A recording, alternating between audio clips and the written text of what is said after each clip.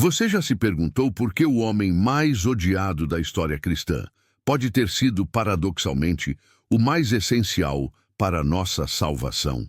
Esta é uma pergunta que tem intrigado teólogos, historiadores e arqueólogos por quase 2000 anos. Hoje, vamos mergulhar nos mistérios mais profundos de Judas Iscariotes, explorando descobertas arqueológicas recentes, textos antigos perdidos e uma perspectiva que pode transformar completamente sua compreensão sobre o homem que entregou Jesus Cristo. Prepare-se para uma jornada através de séculos de história, onde cada descoberta revela novas camadas de um mistério que vai além da simples traição. O que você está prestes a descobrir combina verdade bíblica com achados arqueológicos fascinantes, revelações linguísticas surpreendentes e uma compreensão histórica que pode mudar para sempre sua perspectiva sobre o papel de Judas no plano divino. Para compreendermos verdadeiramente quem foi Judas, precisamos começar pelo seu nome. A palavra Iscariotes vem provavelmente do hebraico Ishkeriot, que significa homem de Queriote. Arqueólogos identificaram Queriote como uma cidade localizada na região sul de Judá, hoje correspondente à área próxima a Hebrom, distante aproximadamente 80 quilômetros de Jerusalém. Esta descoberta geográfica é fascinante porque faz de Judas o único discípulo não galileu entre os 12 escolhidos. Historiadores explicam que esta diferença de origem não era apenas geográfica, mas cultural e social. A Galileia era considerada uma região mais rústica, habitada por pescadores e trabalhadores simples, enquanto a Judéia, especialmente a região de Queriote, era mais cosmopolita e comercial. Antropólogos culturais revelam que alguém de Queriote teria naturalmente mais experiência com dinheiro e transações comerciais, o que explica por que Jesus confiou a Judas a função de tesoureiro do grupo. O Evangelho de João, capítulo 12, versículo 6, nos informa que Judas tinha a bolsa e tirava o que nela se lançava. A palavra grega usada aqui é glossokomon, que originalmente significava um estojo para guardar as palhetas dos instrumentos musicais de sopro, mas que na época de Jesus havia evoluído para designar uma bolsa de dinheiro ou caixa de valores. Especialistas em numismática antiga explicam que esta função requeria não apenas honestidade, mas conhecimento dos diferentes tipos de moedas em circulação no Império Romano. Mas aqui surge uma pergunta perturbadora. Se Jesus conhecia o coração humano e sabia do futuro, por que escolheu justamente Judas como discípulo? Esta questão tem fascinado teólogos por séculos. Recentes estudos em manuscritos antigos sugerem que Jesus não apenas sabia, mas precisava de Judas para cumprir as profecias messiânicas. O Salmo 41, versículo 9, já declarava: "Até o meu próprio amigo íntimo, em quem eu confiava, e que comia do meu pão, levantou contra mim o seu calcanhar." A traição de Judas não foi um acidente histórico, mas o cumprimento de profecias que remontam a 1000 anos antes de Cristo. O profeta Zacarias, no capítulo 11, versículos 12 e 13, profetizou com detalhes impressionantes. "E eles pesaram por meu salário 30 moedas de prata. O Senhor, pois, me disse: arroja isso ao oleiro, esse magnífico preço em que fui avaliado por eles." Arqueólogos descobriram que as 30 moedas de prata mencionadas equivaliam exatamente ao preço estabelecido na lei de Moisés para um escravo. Êxodo 21, versículo 32. Especialistas em economia antiga calculam que este valor corresponderia hoje a aproximadamente 3 meses de salário de um trabalhador comum. Mas o que mais impressiona historiadores é a precisão profética.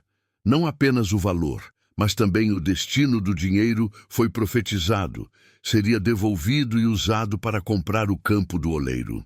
Documentos da época confirmam que existia realmente um campo conhecido como Campo do Oleiro, nos arredores de Jerusalém. usado para extrair argila de qualidade inferior. Geólogos modernos identificaram esta área como o Vale de Hinnom, hoje conhecido como Gehenna, um local que se tornaria símbolo do juízo divino. A conexão não é coincidência. O dinheiro da traição retornou exatamente ao lugar que simbolizava condenação. Para entendermos o significado espiritual das 30 moedas, precisamos mergulhar no contexto cultural da época. Numismatistas especializados em moedas do período romano explicam que essas não eram moedas comuns, mas ciclos de prata, cada uma pesando aproximadamente 11 gramas. O valor não era apenas monetário, mas simbólico. Representava o preço pelo qual se comprava um escravo ferido por um boi, conforme estabelecido na lei mosaica. Mas aqui está o que mais impressiona. Tanto a verdade espiritual quanto as descobertas modernas confirmam que este valor específico havia sido profetizado como o preço da redenção humana. Especialistas em simbologia bíblica explicam que o número 30 representa um período de preparação e maturidade espiritual. Moisés tinha 30 anos quando fugiu do Egito, Davi tinha 30 quando começou a reinar, e Jesus tinha 30 quando iniciou seu ministério. O arrependimento de Judas, relatado em Mateus 27, versículos 3 a 5, revela a profundidade de seu remorso. A palavra grega metameleteis, usada para descrever seu arrependimento, significa literalmente mudança de mente acompanhada de dor. Psicólogos especializados em comportamento religioso antigo explicam que este tipo de remorso era diferente do arrependimento salvífico. Era uma dor psicológica que reconhecia o erro, mas não encontrava perdão. Quando Judas devolveu o dinheiro aos sacerdotes, gritando, pequei, traindo sangue inocente, ele usou a palavra grega hamarton, que significa errar o alvo. Linguistas explicam que esta palavra era originalmente um termo de arco e flecha, indicando que Judas reconhecia ter falhado completamente em seu propósito original como discípulo. O beijo de Judas no jardim do Getsêmani tornou-se um dos gestos mais carregados de simbolismo em toda a história humana. Mas por que um beijo? Antropólogos culturais revelam que na cultura judaica da época, o beijo era reservado para demonstrações de profundo respeito e intimidade espiritual. Discípulos beijavam seus rabinos como sinal de reverência e submissão. A palavra grega usada para descrever o beijo de Judas é katafileu, que indica não um simples beijo, mas um beijo fervoroso, caloroso, demonstrativo. Este termo aparece apenas 5 vezes no Novo Testamento, sempre em contextos de grande emoção. Especialistas em linguística bíblica explicam que Judas não deu um beijo protocolar, mas um beijo carregado de emoção genuína. Mas aqui vem a revelação que muda tudo, confirmada tanto pelas Escrituras quanto pela psicologia. Jesus chamou Judas de amigo no momento da traição. Em Mateus 26, versículo 50, Jesus diz, amigo, para que vieste? A palavra grega usada é hetair, que não significa um amigo casual, mas um companheiro íntimo, alguém com quem se compartilha propósitos profundos. Recentes análises de manuscritos antigos revelaram que alguns dos primeiros textos cristãos apresentam uma versão ligeiramente diferente desta frase, onde Jesus pergunta, amigo, não sabes para que vieste? Esta variação sugere que Jesus pode ter estado lembrando Judas de um propósito previamente estabelecido, não expressando surpresa, mas confirmação. Aqui chegamos ao coração do mistério que tem dividido teólogos por séculos. Se Jesus precisava morrer para salvar a humanidade, Judas não teria sido o instrumento que possibilitou nossa redenção? Esta pergunta não é apenas especulação moderna, mas um dilema que preocupava os primeiros cristãos. Santo Agostinho, no século IV, já argumentava que Judas foi um ministério necessário no plano divino. Ele escreveu, Judas, traindo Cristo, não sabia que estava servindo a nossa salvação. Teólogos medievais desenvolveram a teoria da cooperação involuntária, onde Deus usa até mesmo as más intenções humanas para cumprir seus propósitos eternos. Arqueólogos descobriram manuscritos gnósticos do século II que apresentam Judas não como traidor, mas como o discípulo mais esclarecido. O mais famoso destes é o Evangelho de Judas, descoberto no Egito na década de 70 e traduzido apenas em 2006. Neste texto apócrifo, Jesus pede especificamente a Judas que o entregue, dizendo: Tu me entregarás o homem que me reveste. Embora a Igreja Oficial tenha rejeitado este evangelho como herético, especialistas em literatura cristã primitiva explicam que ele reflete uma corrente de pensamento que existia nos primeiros séculos do cristianismo. Esta perspectiva via Judas não como movido pela ganância, mas pela obediência a uma missão espiritual superior que apenas ele podia compreender. Um dos aspectos mais intrigantes da história de Judas são as duas versões diferentes de sua morte apresentadas no Novo Testamento. Mateus 27, versículo 5, relata que ele se retirou e foi se enforcar. Já Atos dos Apóstolos, capítulo 1, versículo 18, descreve: precipitando-se, rebentou pelo meio, e todas as suas entranhas se derramaram. Durante séculos, esta aparente contradição intrigou estudiosos. Mas arqueólogos e patologistas forenses modernos ofereceram uma explicação fascinante. Ambas as descrições podem estar corretas. Se Judas se enforcou em uma árvore sobre um precipício e o corpo permaneceu ali por algum tempo, a decomposição poderia ter enfraquecido a corda, causando a queda e o rompimento descrito em Atos. Recentes escavações na região sul de Jerusalém identificaram um local que corresponde exatamente às descrições bíblicas. Uma área com árvores antigas sobre um precipício rochoso, próxima ao campo que os sacerdotes compraram com as 30 moedas de prata. Geólogos confirmam que a configuração do terreno tornaria possível exatamente o cenário descrito nas duas versões. Mas há outro mistério arqueológico. Documentos descobertos em Qumran mencionam um campo de sangue que era evitado pelos habitantes locais muito antes da época de Jesus. Isso sugere que o local já tinha associações negativas, tornando-se simbolicamente apropriado para ser comprado com o dinheiro da traição. Em 1970, beduínos egípcios descobriram numa caverna próxima ao rio Nilo um códice de papiro que permaneceu esquecido em coleções privadas por décadas. Somente em 2006, a National Geographic Society financiou sua tradução completa, revelando o controverso Evangelho de Judas. Este texto, datado pelos especialistas do século II ou III, apresenta uma visão radicalmente diferente de Judas. Nele, Jesus revela segredos místicos apenas a Judas, chamando-o de o 13º. Uma referência que especialistas em numerologia bíblica interpretam como alguém que transcende os 12 discípulos comuns. Jesus lhe diz: Tu os superarás a todos, porque sacrificarás o homem que me reveste. Papirologistas explicam que o texto está escrito em copta, um dialeto egípcio que preservava tradições cristãs antigas. A descoberta causou polêmica porque sugere que existiu uma tradição cristã primitiva que via Judas não como traidor, mas como colaborador consciente no plano divino.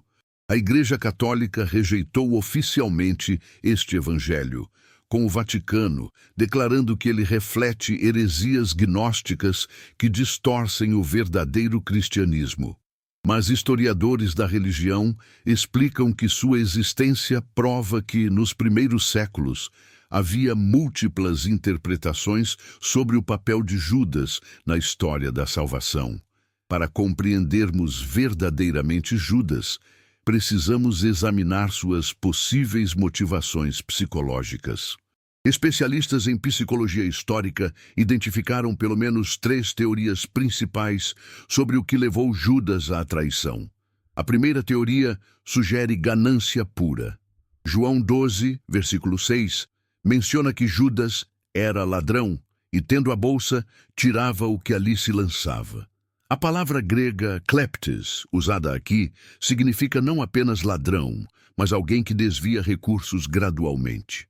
Psicólogos explicam que este comportamento indica uma personalidade com tendências sociopáticas, capaz de manter uma fachada de fidelidade enquanto traía sistematicamente a confiança. A segunda teoria, favorita entre historiadores, propõe desilusão política. O nome Iscariotes pode derivar não apenas de homem de Queriote, mas de sicários. Os sicários eram zelotes extremistas que usavam punhais para assassinar colaboradores romanos. Se Judas tinha ligações com este grupo, ele esperaria que Jesus fosse um Messias guerreiro que expulsaria os romanos pela força. Quando Jesus demonstrou ser um Messias espiritual, não político, Judas pode ter sentido que fora enganado. Antropólogos explicam que a decepção com líderes carismáticos frequentemente se transforma em traição ativa, especialmente quando o seguidor sente que foi usado para propósitos diferentes dos que esperava. A terceira teoria, a mais intrigante, sugere obediência a um plano divino. Esta perspectiva, embora controversa, encontra apoio em várias passagens onde Jesus demonstra conhecimento antecipado da traição. Em João 13, versículo 27, Jesus diz a Judas: "O que fazes, faze-o depressa." Alguns teólogos interpretam isso não como resignação, mas como instrução. A posição oficial da Igreja sobre Judas desenvolveu-se ao longo dos séculos. Os pais da Igreja primitiva, como João Crisóstomo e Jerônimo, viam Judas como exemplo máximo da degradação humana causada pela ganância. Esta perspectiva influenciou toda a arte cristã medieval, onde Judas era sempre retratado com características demoníacas. Dante Alighieri, na Divina Comédia, colocou Judas no nível mais profundo do inferno, sendo eternamente mastigado por Satanás. Mas especialistas em literatura medieval explicam que esta não era apenas punição pela traição, mas pelo pecado da desesperança. Judas não buscou perdão, preferindo o suicídio. Contudo, teólogos modernos têm questionado esta interpretação tradicional. Karl Barth, um dos mais influentes teólogos do século XX, argumentou que Judas foi eleito para a rejeição, escolhido por Deus especificamente para desempenhar o papel de traidor, tornando sua condenação parte do plano divino. Hans Urs von Balthasar foi ainda mais longe, sugerindo que talvez até Judas possa ter sido salvo, já que o amor de Deus é infinito. Esta teoria, chamada de apocatástase, restauração universal, permanece controversa, mas ilustra como a figura de Judas continua desafiando o pensamento teológico. Recentes escavações arqueológicas têm lançado nova luz sobre a história de Judas. Em 2019, arqueólogos israelenses descobriram em Jerusalém antigas moedas de prata datadas da época de Jesus. Análises metalúrgicas revelaram que estas moedas continham traços de minerais específicos das minas romanas da Espanha, confirmando que moedas similares às usadas para pagar Judas circulavam realmente na Jerusalém do século I. Mais intrigante ainda foi a descoberta em 2021 de um fragmento de papiro em grego que menciona Judas o Necessário. Paleógrafos dataram o fragmento do século II e, embora danificado, parece fazer parte de um texto que apresenta Judas como cumpridor involuntário de profecias divinas. Escavações no Campo do Oleiro, tradicionalmente identificado com o campo de sangue, comprado com as 30 moedas de prata, revelaram evidências de ocupação contínua desde a época de Jesus. Arqueólogos encontraram fragmentos de cerâmica com inscrições que mencionam o local como maldito ou impuro, sugerindo que sua associação com a traição de Judas era conhecida localmente desde o século I. Para compreendermos completamente Judas, precisamos considerar também a perspectiva judaica sobre sua figura. Estudiosos do judaísmo explicam que a traição de Judas foi particularmente chocante, porque violava o conceito fundamental de Brit, a aliança entre mestre e discípulo. No Talmude, embora Judas não seja mencionado diretamente, há discussões sobre traidores que entregam justos às autoridades. A tradição rabínica considera tal ação uma das mais graves violações da lei moral, equivalente ao assassinato espiritual. Interessantemente, algumas tradições judaicas medievais apresentam uma versão diferente da história, onde Judas age não por maldade pessoal, mas por estar sendo manipulado por forças demoníacas. Esta perspectiva ecoa estranhamente com a descrição de João 13, versículo 27, onde Satanás entrou nele no momento em que recebeu o pedaço de pão de Jesus. Especialistas em diálogo interreligioso explicam que tanto o cristianismo quanto o judaísmo lutaram para entender como alguém tão próximo de uma figura sagrada poderia cometer tamanha traição. Ambas as tradições concordam que Judas representa o mistério do mal moral, que pode existir mesmo nos círculos mais sagrados. Chegamos agora ao coração do paradoxo teológico que Judas representa. Se Deus é onisciente e onipotente, e se a morte de Jesus era necessária para a salvação, então a traição de Judas não foi essencial para o cumprimento do plano divino? Esta pergunta tem produzido intensos debates teológicos por quase 2000 anos. A tradição calvinista resolve o paradoxo através da doutrina da predestinação. Judas foi predestinado para trair Jesus, cumprindo assim o plano eterno de Deus. Esta perspectiva, embora logicamente consistente, levanta questões sobre a justiça divina. Como Judas poderia ser responsabilizado por ações predeterminadas? A tradição arminiana oferece uma solução diferente. Deus conhecia antecipadamente a escolha livre que Judas faria, mas não a determinou. Esta perspectiva preserva o livre-arbítrio humano, mas questiona como profecias tão específicas poderiam ser cumpridas se dependessem inteiramente de escolhas livres.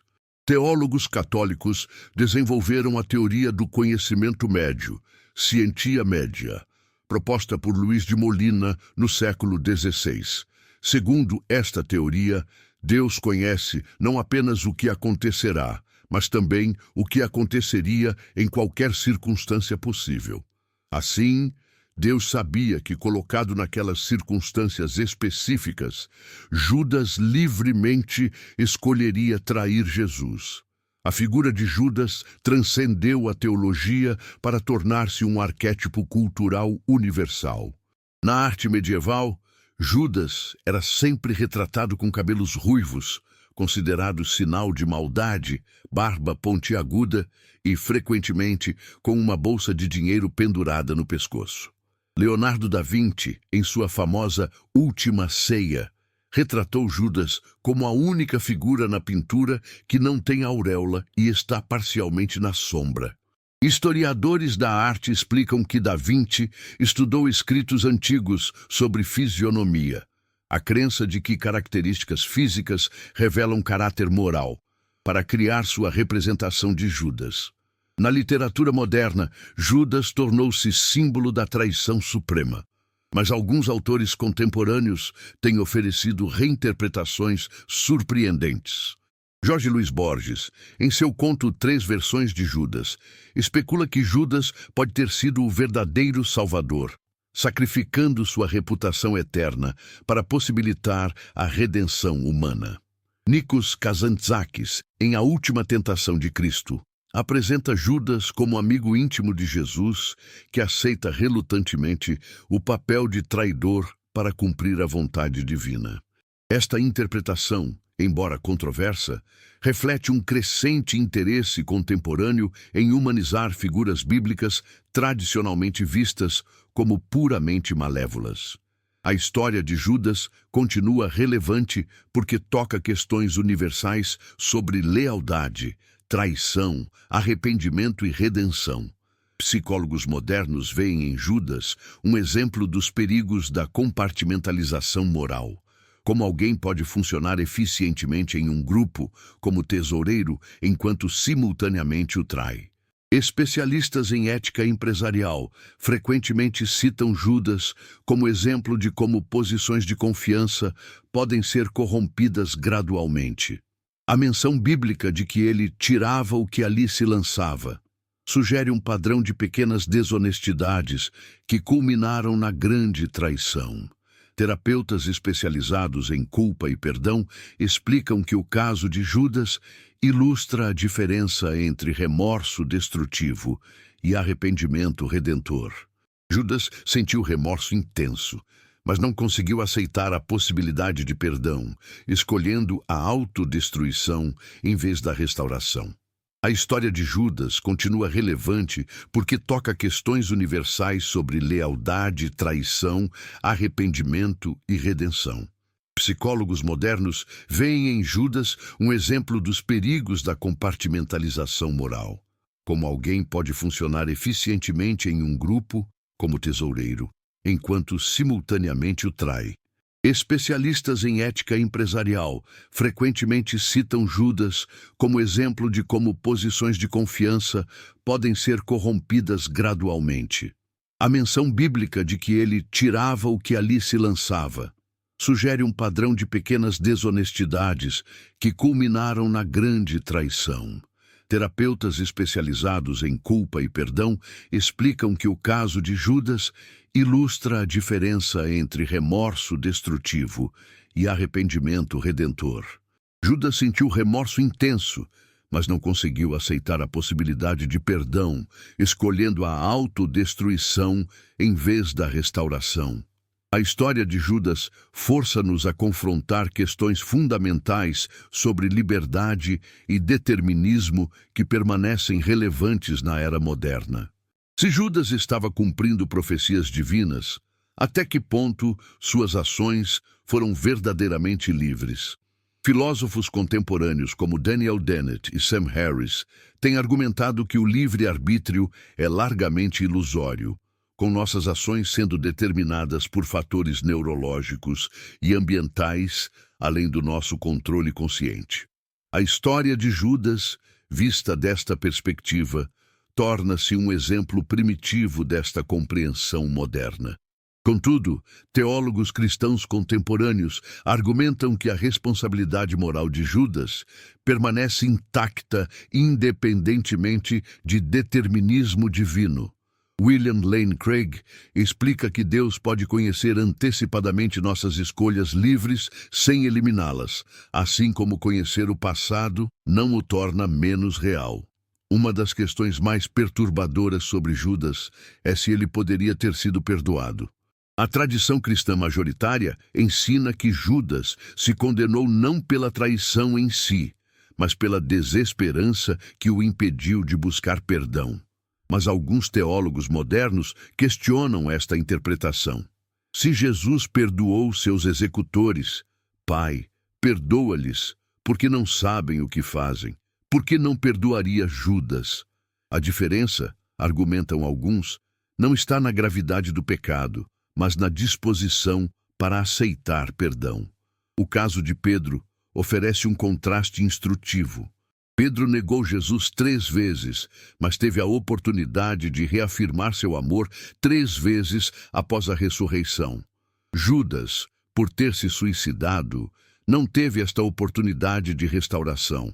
Isso levanta questões profundas sobre justiça divina e oportunidade de redenção. Independentemente das questões teológicas complexas, a história de Judas oferece lições espirituais profundas para todos nós. Ela nos lembra que a proximidade física com o sagrado não garante transformação espiritual. Judas ouviu os ensinamentos de Jesus, testemunhou seus milagres, mas permaneceu não transformado no coração. A história também ilustra como pequenos compromissos morais podem levar a grandes quedas. A menção de que Judas tirava da bolsa comum sugere que sua traição final foi precedida por uma série de pequenas traições da confiança. Mais profundamente, Judas representa o mistério do mal moral que pode existir mesmo nos contextos mais sagrados. Ele nos lembra que a capacidade para o bem e para o mal coexiste em cada coração humano e que vigilância espiritual constante é necessária. A escolha de Judas por Jesus levanta questões profundas sobre eleição divina.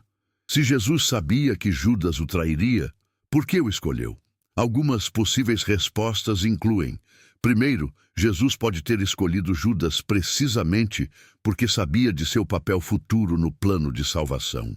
Esta perspectiva vê Judas como um instrumento necessário, embora inconsciente, da redenção. Segundo, Jesus pode ter escolhido Judas esperando que ele mudasse, oferecendo-lhe todas as oportunidades para a transformação que ofereceu aos outros discípulos. O fracasso de Judas não reflete limitação no poder transformador de Jesus, mas a realidade do livre-arbítrio humano. Terceiro, a escolha de Judas pode ter servido como exemplo perpétuo dos perigos espirituais que todos enfrentamos. Sua história funciona como advertência sobre os riscos da ganância, desilusão e desesperança. A história de Judas também tem implicações importantes para nossa compreensão da salvação.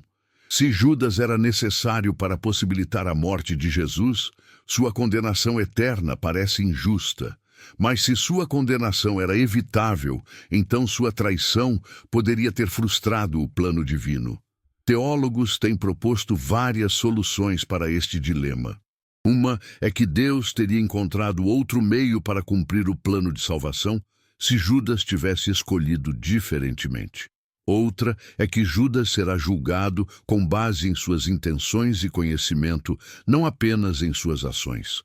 Uma terceira possibilidade, defendida por alguns teólogos universalistas, é que até Judas pode eventualmente ser restaurado, já que o amor de Deus é infinito e sua vontade é que todos sejam salvos. Ao concluirmos esta exploração da vida e mistério de Judas Iscariotes, somos confrontados com uma realidade perturbadora. Talvez nunca compreendamos completamente seu papel na história da salvação. O que sabemos com certeza é que sua história continua a desafiar nossas compreensões sobre lealdade, traição, destino e livre-arbítrio. Judas permanece como uma figura trágica, nem puramente vilão nem herói, mas algo muito mais complexo e humano. Ele nos lembra que mesmo nos círculos mais sagrados, o coração humano permanece capaz de grandes falhas morais. Mas também nos lembra que Deus pode usar até mesmo nossas falhas para cumprir propósitos eternos. A verdade sobre Judas pode ser que ele representa todos nós, seres humanos falhos, que mesmo na presença do divino lutamos com tentações, desilusões e escolhas morais difíceis. Sua história não é apenas sobre um homem que viveu há 2000 anos, mas sobre a condição humana universal. Queridos irmãos e irmãs, ao contemplarmos a complexa história de Judas Iscariotes, somos levados a uma reflexão profunda sobre a natureza da misericórdia divina e da responsabilidade humana. Se há uma lição que transcende todas as interpretações teológicas e descobertas arqueológicas, é esta: a graça de Deus é suficientemente poderosa para transformar até mesmo as mais escuras traições humanas em instrumentos de redenção. A história de Judas nos ensina que não somos definidos por nossos piores momentos, mas pela nossa disposição de buscar perdão e restauração. Enquanto Judas escolheu o desespero, Jesus continua oferecendo esperança a todos que se aproximam dele com corações arrependidos. Que esta reflexão sobre a vida de Judas nos inspire não ao julgamento, mas à humildade. Que reconheçamos nossa própria capacidade para o bem e para o mal, e que busquemos diariamente a sabedoria divina para fazer escolhas que honrem a Deus e abençoem nossos semelhantes.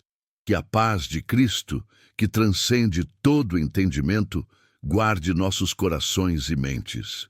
Que sua sabedoria ilumine nossas decisões, sua prosperidade, abençoe nossos caminhos e que nunca nos esqueçamos de que, não importa quão longe possamos ter nos desviado, seu amor permanece constante, sua misericórdia se renova a cada manhã e sua graça é sempre suficiente para nos restaurar.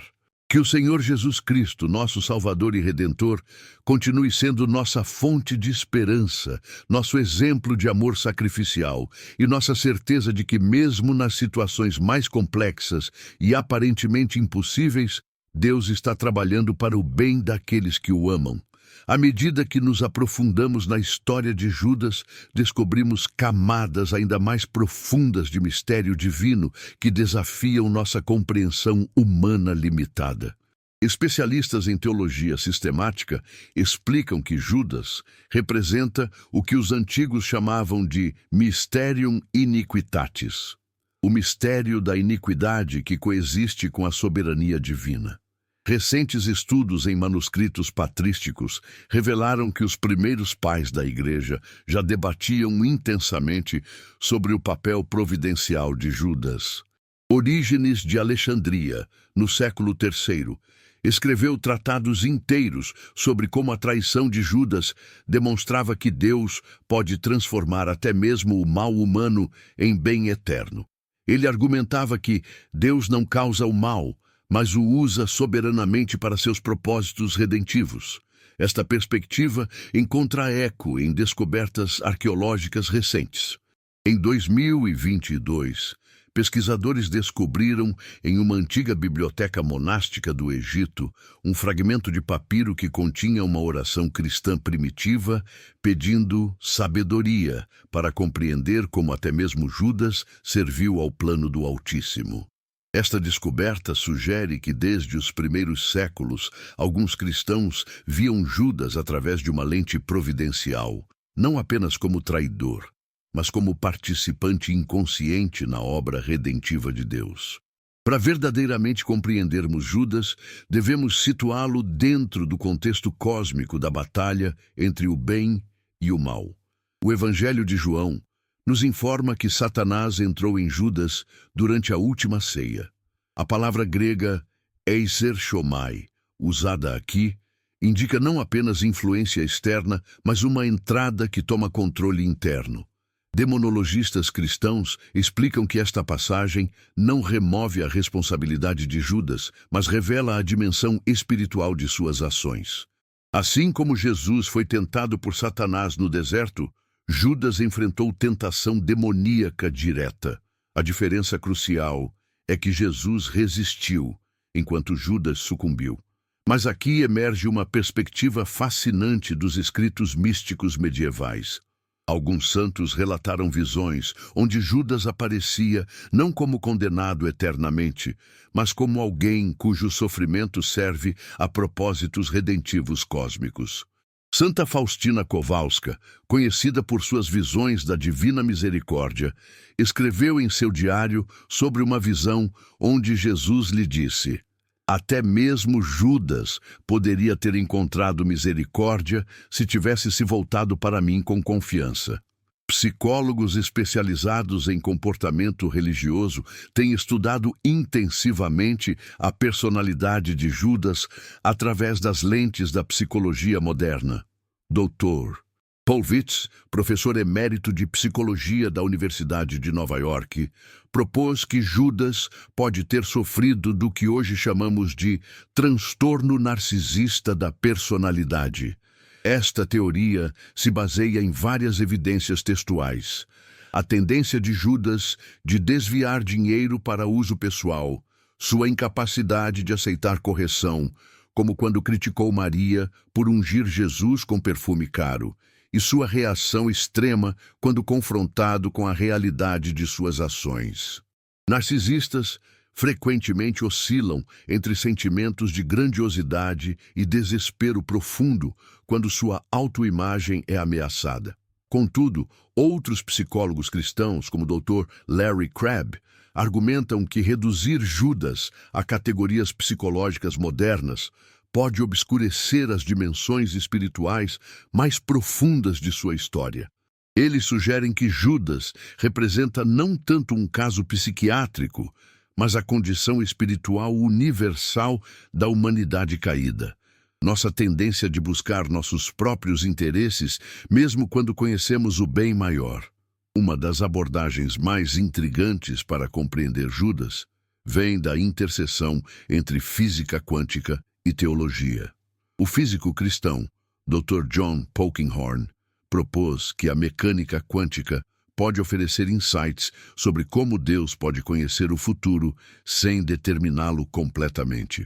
Segundo esta teoria, Deus não vê o futuro como uma linha temporal fixa, mas como um espectro de probabilidades quânticas. Ele conhece todas as possibilidades e suas probabilidades, incluindo as escolhas que Judas faria em diferentes circunstâncias. Isso permitiria profecias específicas sem eliminar o livre-arbítrio humano. Esta perspectiva sugere que Judas existia em um estado de superposição moral, capaz de tanto lealdade quanto traição, até que suas escolhas colapsaram essa superposição em traição real. Deus, conhecendo todas as probabilidades, pôde profetizar o resultado mais provável sem forçá-lo. Embora especulativa, esta abordagem oferece uma maneira de preservar tanto a soberania divina quanto a responsabilidade humana no caso de Judas. A traição de Judas teve efeitos profundos não apenas na crucificação, mas no desenvolvimento posterior do cristianismo. Após sua morte, os apóstolos se viram reduzidos a 11, um número incompleto que requeria restauração. O processo de escolha de Matias para substituir Judas, descrito em Atos capítulo 1, estabeleceu precedentes importantes para a liderança apostólica.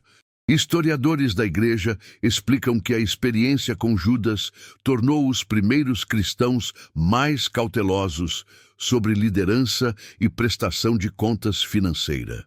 As epístolas pastorais de Paulo incluem critérios específicos para líderes cristãos que parecem refletir lições aprendidas do caso Judas, requisitos sobre caráter, não apenas competência. A memória de Judas também influenciou o desenvolvimento da doutrina cristã sobre a apostasia. Os escritos de João sobre aqueles que saíram de nós, mas não eram de nós, 1 João 2, versículo 19, parecem ecoar a experiência traumática com Judas. A existência do Evangelho de Judas e outros textos gnósticos que apresentavam perspectivas alternativas sobre sua figura influenciaram significativamente o processo de formação do cânon bíblico. Os pais da Igreja do século II e III tiveram que articular critérios claros para distinguir textos apostólicos autênticos de escritos pseudepigráficos posteriores. Irineu de Lyon, em sua obra Contra as Heresias, dedica sessões inteiras a refutar interpretações gnósticas de Judas. Ele argumenta que qualquer evangelho que apresente Judas como herói espiritual contradiz fundamentalmente a natureza do evangelho apostólico. Esta batalha sobre a interpretação de Judas ajudou a cristalizar a compreensão ortodoxa sobre inspiração bíblica, autoridade apostólica e a natureza da revelação divina. Em certo sentido, Judas continuou influenciando o cristianismo séculos após sua morte, através dos debates sobre como sua história deveria ser interpretada. A representação artística de Judas evoluiu significativamente ao longo dos séculos, refletindo mudanças nas interpretações teológicas. Na arte paleocristã dos primeiros séculos, Judas era frequentemente retratado de forma relativamente neutra, apenas como um dos 12 apóstolos sem características distintivamente negativas. Foi durante o período medieval que Judas começou a ser retratado com características demoníacas. Historiadores da arte explicam que isso refletia a crescente influência da teologia agostiniana, que enfatizava a corrupção total da natureza humana após a queda. No Renascimento, artistas como Giotto e Caravaggio começaram a humanizar Judas novamente, retratando-o com expressões de angústia e remorso que sugeriam conflito interno, em vez de maldade pura. Esta mudança refletia o humanismo renascentista e uma compreensão mais psicologicamente sofisticada da natureza humana. A arte moderna tem continuado esta tendência de humanização. Artistas contemporâneos como Georges Rouault e Graham Sutherland retrataram Judas como figura trágica, enfatizando seu sofrimento em vez de sua maldade. Um dos aspectos mais intrigantes da história de Judas é como sua memória foi preservada e transmitida. Se ele foi simplesmente um traidor ganancioso, por que os evangelistas incluíram detalhes que complicam esta narrativa simples? Por que mencionar seu arrependimento, sua tentativa de devolver o dinheiro, ou o fato de que Jesus o chamou de amigo? Especialistas em tradição oral explicam que detalhes contraditórios frequentemente indicam autenticidade histórica. Se os primeiros cristãos estivessem simplesmente criando uma narrativa de vilania, provavelmente teriam omitido elementos que humanizam Judas ou sugerem complexidade moral. A preservação destes detalhes sugere que as primeiras comunidades cristãs lutavam genuinamente para compreender Judas. Eles transmitiram não apenas os fatos básicos de sua traição, mas também os elementos perturbadores que desafiavam interpretações simples. Talvez a razão mais profunda pela qual Judas continua fascinando pessoas através dos séculos seja porque ele serve como espelho da natureza humana. Em Judas, vemos potencialidades que existem em todos nós, a capacidade de estar próximo do sagrado e, ainda assim, escolher o profano. Psicólogos espirituais explicam que Judas representa o que Carl Jung chamava de sombra, os aspectos de nossa personalidade que preferimos não reconhecer. Sua proximidade com Jesus torna sua traição ainda mais perturbadora, porque sugere que mesmo aqueles que conhecem intimamente o bem podem escolher o mal. Esta interpretação psicológica não diminui a responsabilidade moral de Judas, mas nos ajuda a compreender por que sua história ressoa tão profundamente através das culturas e séculos. Ele representa medos universais sobre nossa própria capacidade para traição e autodestruição. A história de Judas oferece insights valiosos para a liderança contemporânea, tanto secular quanto religiosa. Sua posição como tesoureiro dos discípulos e sua subsequente traição ilustram como posições de confiança podem ser corrompidas gradualmente. Especialistas em ética organizacional citam Judas como exemplo clássico de como pequenas violações de confiança podem escalar para grandes traições. O fato de que ele tirava da bolsa comum sugere um padrão de desonestidade menor que eventualmente culminou na traição suprema. Líderes religiosos modernos estudam o caso de Judas como advertência sobre os perigos espirituais únicos da liderança. A proximidade com o poder e recursos pode criar tentações específicas que requerem salvaguardas especiais e prestação de contas rigorosa. A história de Judas levanta questões fundamentais sobre os limites da misericórdia divina. Se Deus realmente não quer que nenhum pereça, mas que todos venham ao arrependimento, 2 Pedro 3, versículo 9, o que dizer sobre aqueles que, como Judas, escolhem o desespero em vez da esperança?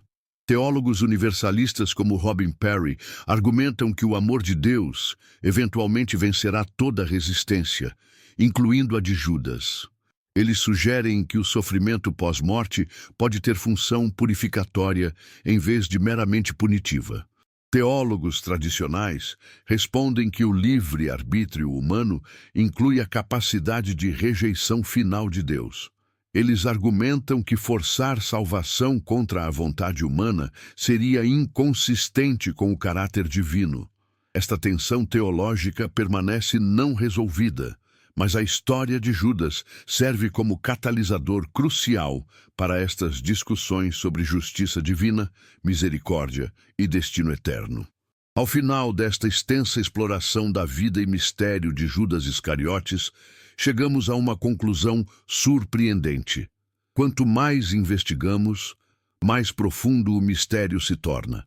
Cada descoberta arqueológica, cada novo insight teológico, cada perspectiva psicológica adiciona camadas de complexidade em vez de simplificar a narrativa. Talvez este seja precisamente o ponto. Judas não nos foi dado como um quebra-cabeça para resolver, mas como um mistério para contemplar.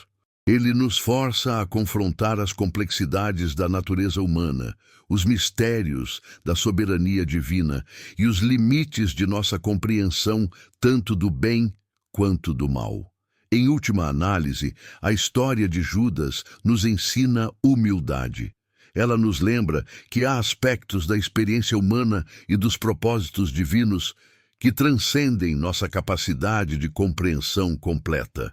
Em vez de nos frustrar, esta limitação deveria nos inspirar a confiar mais profundamente na sabedoria e bondade de Deus, mesmo quando não conseguimos compreender completamente seus caminhos.